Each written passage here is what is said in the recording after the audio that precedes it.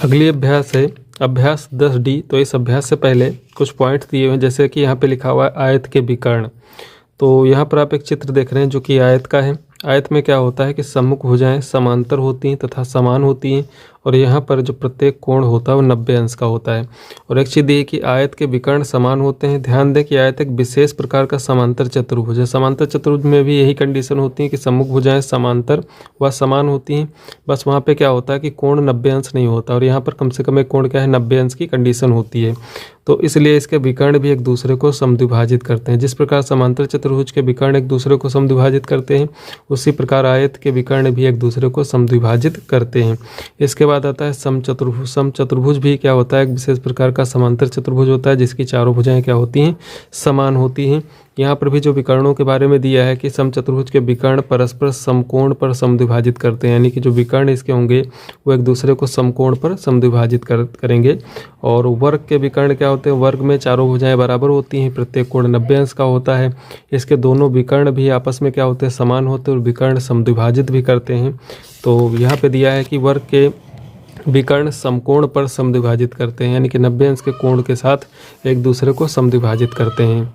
10D का पहला प्रश्न है कि आकृति 10.30 ABCD एक समांतर चतुर्भुज का है, वह प्रतिबंध बताइए जबकि यह, यानी कि यहाँ पर एक आकृति जो बनी है ABCD और यहाँ पर एक विकर्ण AC खिंचा हुआ है, तो ये एक समांतर चतुर्भुज का चित्र है। और आपसे पूछता है कि वह प्रतिबंध बताइए जिससे कि ये एक समचतुर्भुज हो जाए।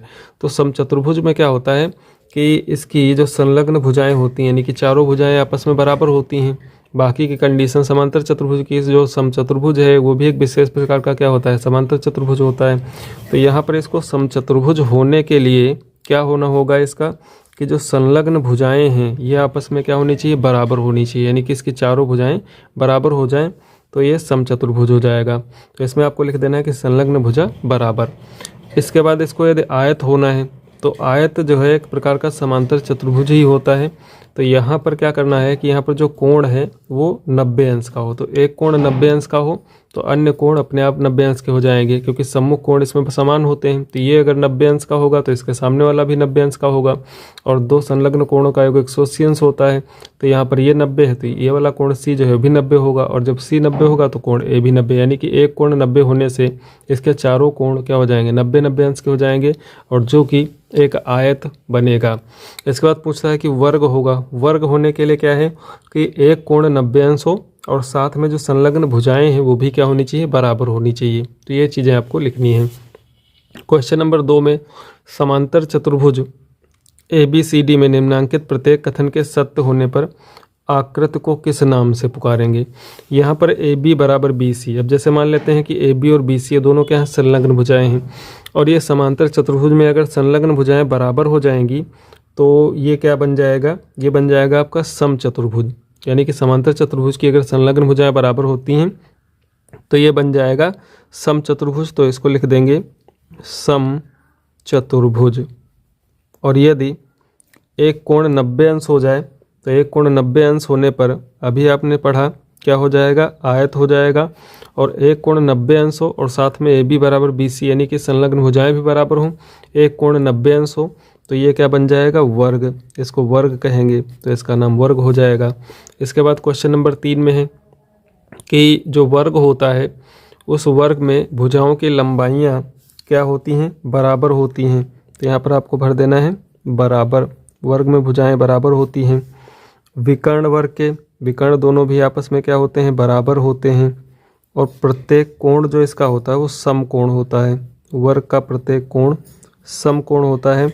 विकर्ण एक दूसरे के बराबर होते हैं। विकर्ण भी एक दूसरे के बराबर होते हैं।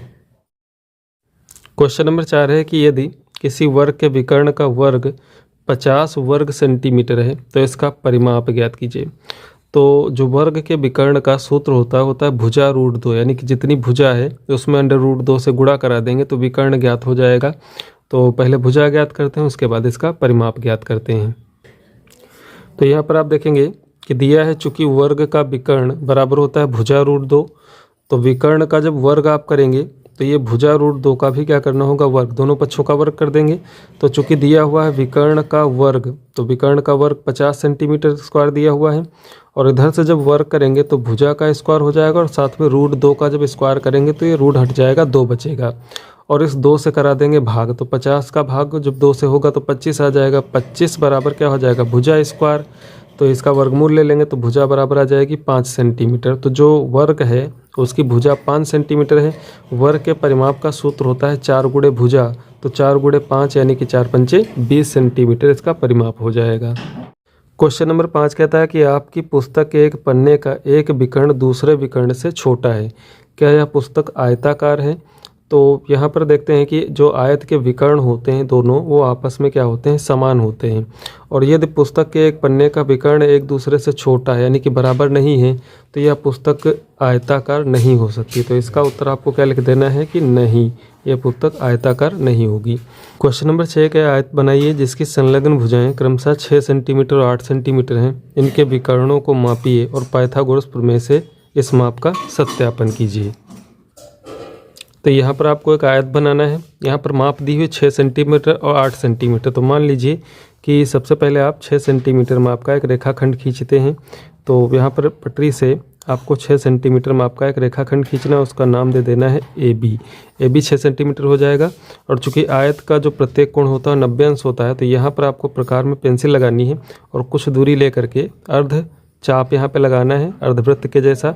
और पहला चाप जब लगाएंगे तो 60 अंश का लगेगा, फिर दूसरा चाप लगाना है वो भी 60 अंश का लगेगा, ये हो जाएगा 120। उसके बाद यहाँ पर प्रकार की नोक रखनी है, एक चाप लगाना है, यहाँ पर प्रकार रखना है, दूसरा चाप लगाना है, और इसको जो है मिला देना है। तो इसको जब आप मिला देंगे, इसी प्रकार यही काम इधर करना है। तो यहाँ पर प्रकार रख करके कुछ दूरी ले करके इस तरह से एक चाप, दूसरा चाप, और फिर इन दोनों का अर्धक करना है यहाँ पे, और इनको मिला करके आगे बढ़ा देना है। अब चूंकि ये AB जो आधार है वो 6 सेंटीमीटर है, दूसरी भुजा कितनी दी है 8 सेंटीमीटर। तो यहाँ पर प्रकार में 8 सेंटीमीटर की दूरी ले करके यहाँ से चाप लगा देना है, इधर से भी B पॉइंट से भी चाप लगाना है। तो ये यहाँ पे कट करेगा और इन दोनों को मिला देना है। तो यहाँ पर नाम हो जाएगा C और यहाँ पर हो जाएगा D।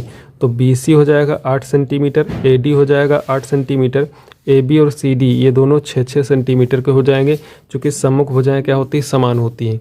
तो यहाँ पर आप देखेंगे कि विकर्ण की माप जब आप मापते हैं इसको, तो विकर्ण की माप आएगी 10 सेंटीमीटर की आएगी। अब इसको सत्यापित कैसे करना है, तो समकोण त्रिभुज ABC में यहाँ से एक विकर्ण आपको डाल देना है, एक A से C तक। तो एक त्रिभुज ABC बन जाएगा। चूंकि यहाँ पर 90 अंश का कोण है, इसलिए समकोण त्रिभुज ABC कहलाएगा। और समकोण त्रिभुज ABC में जो पाइथागोरस प्रमेय होती है वो AC कर्ण हो जाएगा। तो कर्ण का स्क्वायर बराबर आधार स्क्वायर प्लस लंब स्क्वायर। मान रखने हैं, आधार है 6 सेंटीमीटर, लंब है 8 सेंटीमीटर। तो 6 का वर्ग 8 का वर्ग, 6 का वर्ग 36 होगा, 8 का वर्ग 64 होगा। दोनों को जोड़ेंगे तो आ जाएगा 100 सेंटीमीटर स्क्वायर। वर्गमूल ले लेंगे तो AC बराबर आ जाएगा 10 सेंटीमीटर। तो यहाँ पर आप देखेंगे कि जो आपने माप ली थी AC की वो भी 10 सेंटीमीटर थी, पाइथागोरस प्रमेय से भी 10 सेंटीमीटर आ रहा है, इसलिए सत्यापित हो गया। क्वेश्चन नंबर 7 में एक आयत बनाइए जिसकी संलग्न भुजाएं 5 सेंटीमीटर और 12 सेंटीमीटर हैं। इनके विकर्णों को मापिए और पाइथागोरस प्रमेय से इसका सत्यापन कीजिए। तो क्वेश्चन नंबर 6 के जैसा ही है, यहाँ पर 6 सेंटीमीटर 8 सेंटीमीटर भुजाएं थी, यहाँ पर 5 और 12 सेंटीमीटर भुजाएं दी हैं। यहाँ पर भी एक आयत बनाना है, उसके बाद विकर्ण को मापना है और पाइथागोरस प्रमेय से सत्यापन करना है। तो यहाँ पर आपको क्या करना है, आयत बनाना है। उसके लिए 5 सेंटीमीटर भुजा की मान लीजिए आपने एक रेखाखंड खींच लिया, इसको नाम दे दिया AB। और यहाँ पर जो बिंदु A है इस पर 90 अंश का कोण बनाना है, प्रकार में कुछ दूरी लेनी है, उसी प्रकार से चाप लगाने हैं। और इन चाप लगाने के बाद इनका अर्धक करना है, और अर्धक करने के बाद ये लाइन से मिला देनी है। इसी प्रकार बिंदु B पर भी यही काम करना है। यहाँ पर पहला चाप लगाएंगे 60, दूसरा भी 60 का यानी कि 120। इनका अर्धक करेंगे और सीधी रेखा यहाँ से मिला देंगे। इसके बाद जो दूसरी माप दी है 12 सेंटीमीटर, तो प्रकार में चाप भरेंगे 12 सेंटीमीटर माप का, और बिंदु A पर रख करके यहाँ पर 12 का चाप लगाएंगे, बिंदु B पर रख करके भी 12 का चाप लगाएंगे। तो इसके बाद जहाँ पर काटेंगे एक दूसरे को वहाँ पर मिला देना है और C और D पॉइंट के नाम दे देने हैं। तो ये जो AB है ये 5 सेंटीमीटर है और BC 12 सेंटीमीटर होगी। इनके सम्मुख भुजाएं भी आपस में क्या होती हैं, समान होती हैं, इसलिए AD भी क्या हो जाएगी, BC के बराबर यानी कि 12 सेंटीमीटर होगी। इसके बाद आपको विकर्ण माप लेने हैं, तो जो AC विकर्ण होगा उसकी माप आएगी 13 सेंटीमीटर और BD विकर्ण जो होगा उसकी माप भी आएगी 13 सेंटीमीटर। अब इसको पाइथागोरस प्रमेय से सत्यापित करना है। तो यहाँ पर समकोण त्रिभुज ABC में पाइथागोरस प्रमेय से समकोण त्रिभुज जो ABC बनना है, इसके लिए कोण B के सामने जो AC भुजा है ये क्या है, कर्ण का काम करेगी। तो AC स्क्वायर बराबर AB square plus BC square. AB का मान है 5 और BC का मान है 12, दोनों का वर्ग करके जोड़ लेंगे, आ जाएगा 169, वर्गमूल ले लेंगे तो आ जाएगा 13 सेंटीमीटर। तो इस प्रकार आप देखते हैं कि जो विकर्ण की माप 13 सेंटीमीटर थी, पाइथागोरस प्रमेय से भी 13 सेंटीमीटर आई। क्वेश्चन नंबर 8 है कि समचतुर्भुज का एक विकर्ण यदि उसकी एक भुजा के बराबर हो तो इसके सभी अंतः कोणों का मान ज्ञात कीजिए।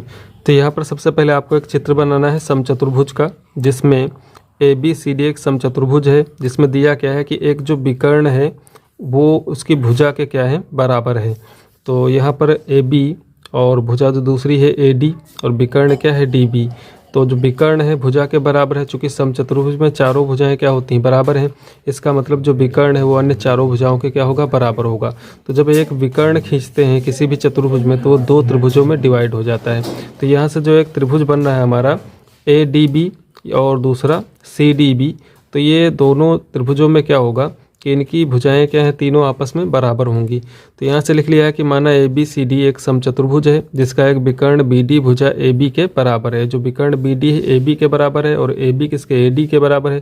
तो एक जो ऐसा त्रिभुज बनेगा कि जिसमें AB बराबर BC बराबर CD बराबर DA, तथा दिया है कि AB बराबर BD, इसलिए BD बराबर AB बराबर BC बराबर CD बराबर DA, यानी कि ये सब भुजाएं जो हैं AB BC CD DA और BD जो विकर्ण हैं ये सब आपस में क्या हो जाएंगे, बराबर हो जाएंगे। इसके बाद अब त्रिभुज ABD में क्या करना है, जो त्रिभुज ABD बन रहा है उसमें क्या है कि AB बराबर AD बराबर BD, यानी कि तीनों भुजाएं आपस में बराबर हैं। जब तीनों भुजाएं बराबर आपस में होती हैं तो कोण भी इनके क्या हो जाएंगे, आपस में बराबर हो जाएंगे। और इस प्रकार ये क्या होगा, एक समबाहु त्रिभुज होगा जिसका प्रत्येक कोण 60 अंश का होगा। अब जब इसका प्रत्येक कोण 60 अंश का होगा तो इसलिए कोण A बराबर कोण ABD बराबर कोण ADB, यानी कि यहाँ के कोण A, कोण ये वाला B और कोण ये वाला D, ये तीनों आपस में क्या होंगे, 60-60 अंश के होंगे, बराबर होंगे। तो इसी प्रकार इस वाले त्रिभुज में आ जाते हैं CBD में, कोण C, ये जो कोण C है, कोण इस B यानी कि CBD और CDB, ये तीनों कोण आपस में क्या होंगे, बराबर होंगे और ये भी क्या होंगे, 60-60 अंश के होंगे। तो यहाँ से आप देखेंगे कि अब समचतुर्भुज ABCD में इसमें क्या है कि कोण A और कोण C आपस में बराबर हैं, 60-60 अंश के हैं। यहाँ पे आप देखेंगे कि ये 60 अंश आया और ये कोण C भी क्या है, 60 अंश आया। इधर से ये कोण 60 अंश है और इस वाले त्रिभुज में भी ये कोण क्या है, 60 अंश है। तो ये पूरा कोण मिलकर के कितना हो जाएगा, 120। इसी प्रकार ये वाला D, ये कोण 60 अंश है और इधर वाले त्रिभुज में D जो है ये भी क्या है, 60 अंश है। तो पूरा मिलकर के हो जाएगा 120 अंश। तो 60, 120, 60 और 120। तो यहाँ से वही चीज़ लिखनी है कि कोण A बराबर कोण C बराबर 60 अंश, कोण B बराबर ABD प्लस CBD, ये दोनों मिलकर के कोण B बनाएंगे जो कि 60-60 के हैं, तो ये 120 अंश हो जाएगा। और कोण D भी क्या हो जाएगा, 120 अंश का हो जाएगा। तो यदि किसी समचतुर्भुज में एक विकर्ण उसकी एक भुजा के बराबर है तो इसके जो अंतः कोणों की माप होगी वो 60, 120, 60 और 120 की होगी।